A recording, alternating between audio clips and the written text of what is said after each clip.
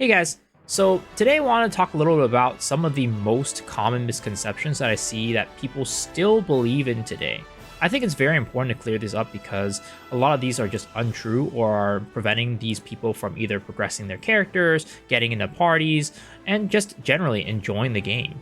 And if they're able to, or if you're able to fix those things, I think you'll enjoy the game a lot more. So, the first thing that I wanted to bring up has to do with engravings and stats. There are a number of people that come up to me and ask me like, hey, is it okay if I, build this 5x3, build this 5x3x1, but, one of my accessories is just really low quality, or it's like one of my accessories has domination or expertise or is the wrong stat or something like that. And to that, I would say that you should, rather than prioritize your engravings and just getting in those little nodes, you should prioritize your stats over the engravings, because especially for spec classes, right? A lot of times those stats are preventing you from playing your class smoothly. Even though you might have the right engraving setup or a better engraving setup, because your stats are not quite there yet, you're still going to be doing less damage than if you had a lower level of engravings and higher stats. Classes in this game, I'd say in general, stats are number one. The only case where I'd say like you can kind of, get away with a little bit of lower stat is when it comes to crit. I'd say crit, while you do want to have as high crit as possible, like a crit main class, trying to have as high crit as possible on those crit main classes, like a nice edge soul eater, there are times when you can drop a little bit of crit, drop a little bit stat, and it doesn't make that much of a difference. At the end of the day, it kind of goes like this, right? In terms of priority of having the highest stat possible, of course, it's all classes, but if you really had to compromise, right? If you're a stat main class, you are number one. You do not want to compromise on that stat. Spec classes are number one when it comes to this. Number two is Swift. Swift, definitely, while it's not as important as spec, you still want that Swift because it'll affect your cooldowns a lot. It'll affect, like, let's say things like Raid Captain, right? You might be running a Raid Captain build and having not enough Swift might prevent you from getting max move speed, and your Raid Captain isn't quite there. Then the last one is Crit. This is the one stat, if you're a crit main stat, you can probably, give up a little bit more compared to other classes, because again, it doesn't directly affect how much damage you do. It does, make your damage a little bit less consistent because you're critting less, but for the most part, the crit stat is one that you can give up a little bit more on. Again, ideally, you have as high stat as possible for every stat, but those are kind of the priorities, I'd say. It's like, whereas spec, you really don't want to get your stats to be lower, and then crit is probably like, okay, you can give up a little bit if you really need to. Now, that leads me into another thing about stats, and that has to do with stats on necklaces. I feel like a lot of people put a lot of emphasis on like qualities for their necklaces and not enough emphasis on stat distribution. There is still a big misconception that quality is everything for necklaces, and that is just not true. As I mentioned, there are classes that really prioritize a certain stat, right? And spec classes especially, you want as high spec as possible. So sometimes you can actually find a green quality necklace that's like 60 something quality, right? That's better than an 80 something quality necklace for you, because your secondary stat for the most part isn't as important as your primary stat. So rather than looking at the stat and rather looking at the quality of the necklace, look at the stat distribution. That's much, much more important, and I will show you an example right now.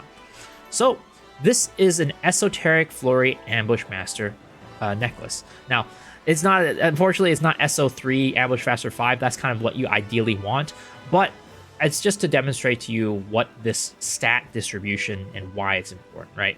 So as you can see, I have 440 crit on this one, but it's 494 spec, which is really high. It's pretty much almost max spec.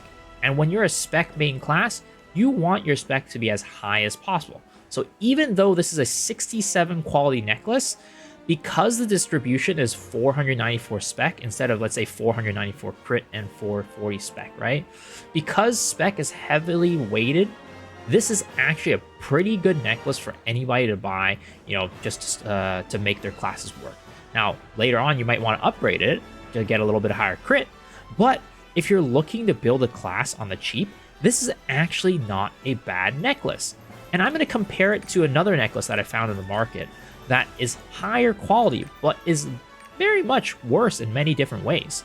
So take a look at this necklace right here, right? It's 83 quality. And if you look at the stat distribution, it's 478 crit, 4088 spec. Now, for me, if you ask me as a striker, which necklace would I prefer more? In most cases, I would actually prefer this 494 spec over this 488 spec. And even more so, let's take a look at this 71 quality necklace right here, right? It's 451 spec and 491 crit compared to my 494 spec 440 crit. Like, if you ask me which one do I want, which necklace am I going to take, I would take this 10 out of 10 times over this one. To be honest, this person listed it for 11k. I think that is probably a really, really bad price. Like, I don't think anybody's gonna buy this. Like, nobody's gonna buy this necklace for that much. This necklace might be like a 1k necklace at the most. To be honest, it might even be a dismantle angle for me. Like, that is how much the spec matters for a spec class. And that's why the stat distribution is very, very important, and is more important in most cases than quality. You can have a really high quality necklace. Now, granted, like a 90% quality, 90 quality, you pretty much can't go bad. You can't go bad with this one. But like, an 80 quality, a 70 quality, right? You can get some really bad spec distribution, like stat distribution, like this one, right? 70 quality, 481 spec. I would still say this one is way better than that. You don't want to have a bad stat distribution. This one, however, is a really good one, right? 492, 466. You just want to have that stat distribution be good and focus towards the stat that you want. Most of the time, this is going to be your main stat, but sometimes it might be your off stat because, like, your main stat, there are diminishing returns at times for like crit and spec or crit and swift. So those ones you're going to have to be a little more flexible with. But pretty much for all cases, if you're a spec class, just get the accessory that has like 490 plus spec, and you really can't go wrong with that. So the stat distribution is very important and is more important than the quality of the necklace. The next thing is the idea that all skills are built equal. And what I mean by that is I see a lot of people, especially newer players who are playing, let's say like Surge Deathblade, right? They're like, okay, well, I want to have level 7 gems for all of my skills, and that's what I'm working towards. I want to have level 8 gems for all my skills. I want to have level 5 gems for all my skills. Whatever it might be.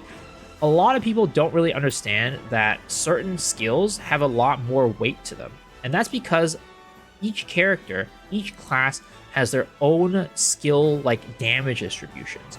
You want to have your highest damage gems, your highest level gems on your biggest and hardest hitting skills. So in the case of Surge, right?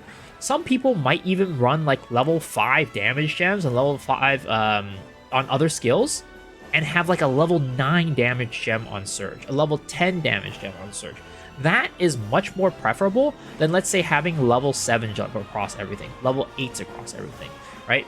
In my opinion, you are probably going to be doing a lot more damage with level 5 damage gems on everything, except for Surge, and having that at like level 9 and 10, compared to a person that has like level 7 gems on everything. It doesn't compare.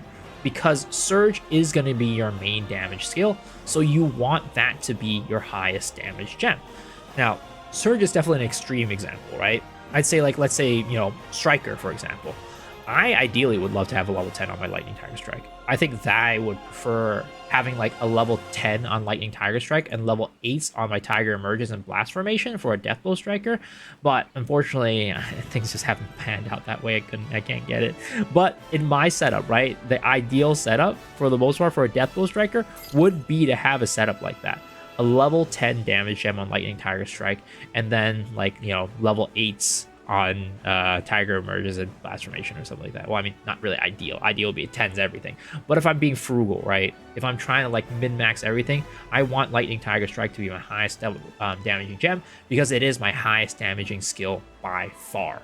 So that is the case with that. Soul Eater, you want your Guillotine swing to be your highest.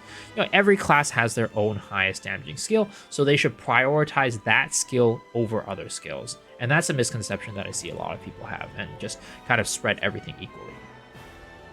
Now, the other thing, the second to last thing I want to talk about today is going to be this fact that, or this idea that supports are just healers. And I've made a video on kind of how to play support before. It's, I'm going to link it up here. And I really talk about really what the role of the support is. And that really is to be another, basically another DPS in many ways, because your job is not to keep people alive. Yes, it is part of your job, right? I'm not saying it's not part of your job. You still want to try to keep people alive, but that's not your priority. Your priority is to get your attack buff uptime, your brand uptime, and also your identity skill damage buff uptime as well. As a bard, as an artist, don't focus on dropping them heals. Like, people have their own pots for a reason, right? You don't need to be their pots. Now, if they're running out of pots, right, of course, give them a heal. Or it's like if they are like almost dead and like you see them about to die, give them a heal. But at the same time, wait for them to heal themselves, and really wait until like kind of the last moment where you're like, okay, this guy really needs a heal, to give him a heal. Otherwise, just give damage buffs, because damage buff uptime, 3-bar uptime, artist 2-bar uptime, those things, that is the most important thing for you to do as a support, because in this game, it's not like you can heal everything. There's a lot of one-shot mechanics. If this game was like in a case where you could just heal and keep everybody alive and you clear every raid, sure, maybe prioritize heals a little bit more. But in this game, there's just so many things that kill you that doesn't matter what your health is, right? So your priority is, rather than keeping people alive, make people do more damage, so you see less mechanics, see less one-shot mechanics, see less attack patterns, things like that. That will ultimately, in the end, keep your party alive for longer. In this game, really, the best defense is a good offense, and that is 100% true. You should always prioritize giving attack buffs, giving damage over heals. So that is another big misconception. And the last thing that I want to talk about today, the last big misconception, definitely has to be the idea that Lost Ark Nexus is king. The community guides are king. Nothing against the people over Lost Ark Nexus, nothing against the people who make the community guides. Those are all really wonderful guides for people to learn off of and start, when they're a new player, right? It's an amazing resource, and really, those people put so much hard work into making those guides that, I really thank them for what they do. Like, it's really amazing that we have people like that. But at the same time, the number of people making these guides is what? Like, maybe 2, 3, 4, 5 people at once that are contributing to a guide for, like, Glaive, or a guide for, like, Summoner, a guide for Sorcerer, like, Sorceress. Like, there's only a couple people that are contributing to each of these guides at once, and as a result, you don't really have that many voices in the room. You're only basing your, your thoughts and ideas about a class from a couple voices. And also, for the most part, these people have never played in Korea before. They're not up to date with the latest meta. They don't know what's going on a lot of times when they're making those guides, right? With what the latest meta is. And sometimes they might find out the latest meta, but they're like, it's not good. We don't need to update this yet. We'll wait until a bigger update, right? For the most part, Lost Ark Nexus and the community guides are a very good resource for you to start off with and learn from. But at the same time, you should not just be basing your knowledge and how to play a class just off of that, because at the end of the day, things move fast in Lost Ark. People are discovering new things, new innovations, things like that all the time. And as a result, you need to look at different resources. Look at Loa, see what people are making there. Look at Invent, see what people are saying there. Like, look at Lost Ark Nexus as well, see what people are saying there, right?